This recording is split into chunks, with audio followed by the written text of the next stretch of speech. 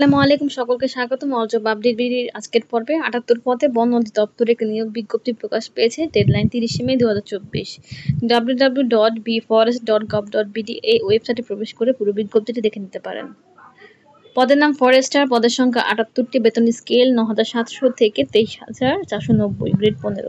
স্বীকৃত বোর্ড হতে diploma in forestry থাকতে হবে এবং উচ্চতা ১৬৩ সেন্টিমিটার ও বুকের মাপ ৭৬ সেন্টিমিটার হতে হবে।